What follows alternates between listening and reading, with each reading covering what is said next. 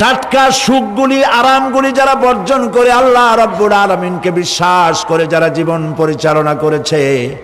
আল্লাহ পাক তাদের জন্য জান্নাত রেখেছেন এবং তাদের জন্য বলছেন সাবিকু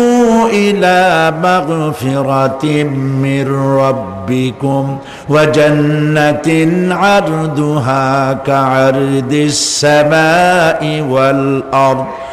উইদ্দাত লিল্লাযীনা আমানু বিল্লাহি ওয়া রাসূলিহি।